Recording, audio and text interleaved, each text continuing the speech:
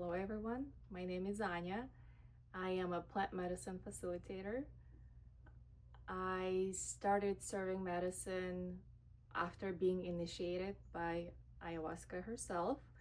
Prior to that, I was traditional medicine route. I got my degree in physiology and anatomy. I also got EMT degree, worked on the ambulance, so all kinds of situations there. Then I worked in traditional hospitals, ended up spending almost a decade in medical sales and witnessing people having spinal surgeries, waking up from anesthesia with all kinds of emotions that were bottled up. So back then, I already knew that traditional medicine wasn't fully cutting it for people because some patients would keep showing up again and again and again. And it always felt like it wasn't a complex approach. They were not addressing the emotional stuff, they were not addressing the psychosomatic stuff, and a lot of mental stuff was just disregarded. It was simple cut and go. How I personally came to plant medicine, well, I discovered myself being depressed and anxious, and traditional therapy was not helping. We plateaued. I hit the wall. The conscious mind was hiding a lot of things, and I simply did not want to live with the triggers that were still hiding deep within me. And yeah, one of my friends told me about ayahuasca. I personally was scared of it because I worked already with traditional therapy, and I knew how painful the process is of digging through your old stuff could be. So when I've learned more about ayahuasca, I was just saying, that's not for me, that's too much, absolutely not. But now, 10 years, 10 years later, here I am facilitating the ceremonies, and I went to Peru to study with Shipibo tribe. The reason I was drawn to Maestra Estela particularly because she spent half a year on a light dieta, that's how they call it. So she did not eat or drink anything for half a year, and I knew that this woman is of light and she works with the light, and that's exactly why I went to study with her.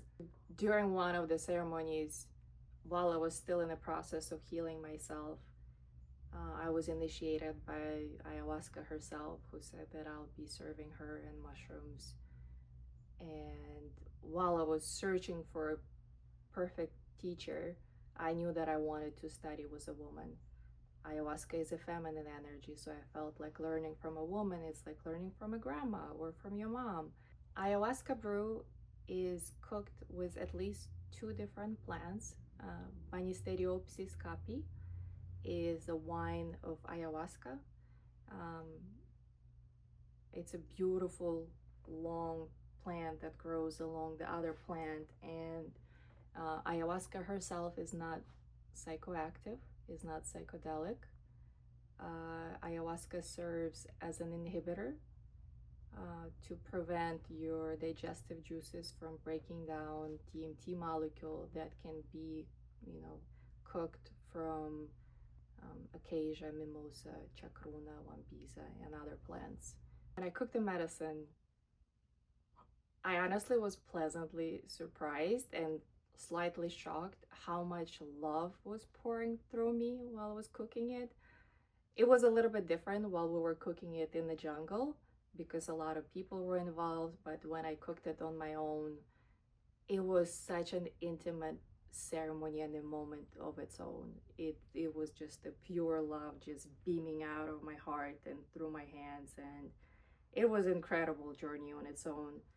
And I cooked it according to Maestra's recipe, which is using chiricsanango um, for benefiting the nervous system and rewiring the nervous system and healing the nervous system, as well as mapacho that helps to ground and protect. And chiricsanango is also incredible at healing somatic issues.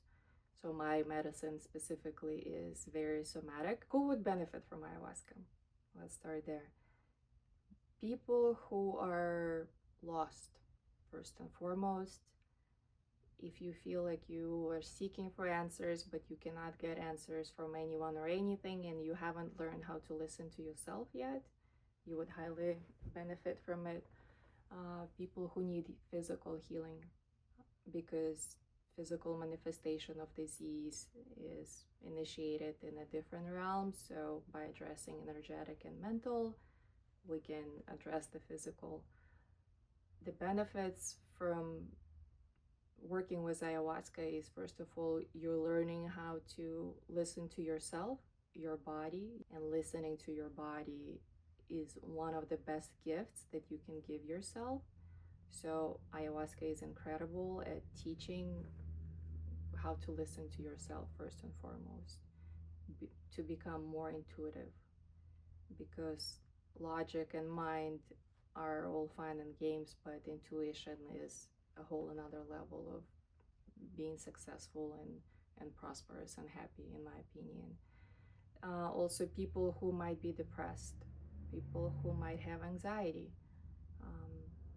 I had participants who had asthma, who had seizures, and you name it. You know, they after one ceremony, asthma was gone, seizures stopped.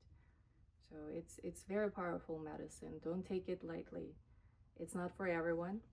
Absolutely, it's not for everyone. If you're not prepared, if you don't even understand the basics of controlling your emotions, handling your emotions, doing breath work, that might not be for you. I also highly recommend to have incredible system of support of people who understand what this medicine does and how it works. Preferably you have a guide, a therapist, mentor who is guiding you through the process, because it's going to be a process. And preferably afterwards, people will always have a support, and they will be guided how to handle what happens afterwards. How do my ceremonies look like? So it's a 3-day retreat. We start at night with ayahuasca ceremony. We set our intentions, and as well as plant medicine work, I incorporate what I call dream work. Dream work was developed by one of my favorite people on this planet. He gave me the permission to use his method, and I am incorporating his method in the ceremony, because we're setting the goals. We're trying to figure out where we're going after the ceremony, and we're utilizing plant medicine to cut out what is blocking us. So instead of using traditional therapy and trying to sort it all out, you have the best teachers in form of plant medicines that will help you to cut all the access out and blocks that are stopping you from achieving those goals. So Friday night usually is ayahuasca. Next day in the morning we take cactus, which could be Wachuma or San Pedro. Ayahuasca is a feminine energy. Wachuma is a masculine energy. They perfectly work together. They bring you into balance and harmony between yin and yang, masculine and feminine, because sometimes after a night ceremony you might have more questions than answers, and then cactus helps to put the puzzle pieces together. They're very different. Ayahuasca is internal journey. Everybody is laying down, closing their eyes, and having internal experience. One cactus is a social medicine. It's hot. Everybody's chit-chatting. We're moving around. We're playing games. We're asking questions with the dream work that are helping us to narrow down our focus on what we're trying to accomplish. And then on Saturday night, we're doing the second round of ayahuasca, and Sunday we continue with cactus again. So it's 4 ceremonies in the weekend, and sometimes just one ayahuasca and one cactus, one round is not enough. You might not get all the answers. So the second night might be packing more gifts than the first one, especially for those who never sat with any kind of psychedelics. They might be too timid, a little nervous, try to be in control the first night, and then once the introduction was done on the first night, they relax a little better, and on Saturday they get more out of it. So I personally highly recommend doing 4 ceremonies back to back, and you'll get more out of it versus just doing, let's say, one ayahuasca and that's it. So during your ceremony, you might experience a purging. Purging comes in different forms. Some people purge it up, by throwing up, hiccuping, dry heaving, crying, laughing, whatever emotions, screaming, moaning, making sounds, singing. Speaking is not allowed, so there's no talking, but any kind of other sounds are absolutely allowed. You can sweat, you can shiver, or you can have diarrhea. In some cases, you might even, if you're a woman, you might have vaginal bleeding too, depending on what the process is like. Some people are laughing, giggling, yawning. That's also a way of purging.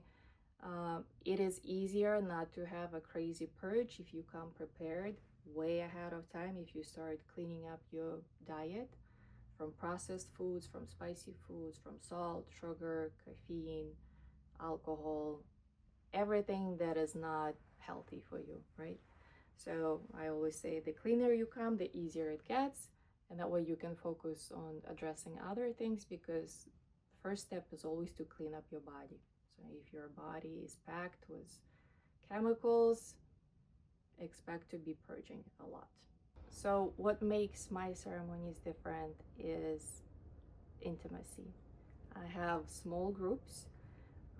Prior to working with me, I will be interviewing you. I'll be asking you all kinds of questions to make sure that you're ready for it. I prefer to work with people without addictions because it creates a safer environment for everyone, safer container. I personally was introduced to ayahuasca in a big groups. It was almost 30 people in the ceremony, and it was intense. It was a lot of energy, it was a lot of purging, and sometimes you almost feel neglected when group is that big. One thing that I would like to mention is importance of integration. Ayahuasca is the first half of the process. Afterwards, it's incredibly important to integrate it, preferably with a mentor, therapy, whoever you resonate with. Not integrating will hurt you the most. Integration is the key. I personally use specific books for integration to help increase creativity, as well as, embodying the teachings that you were gifted during the ceremony. So if you feel like ayahuasca is calling you and you resonate with my energy specifically, I invite you to reach out and ask any questions you might have.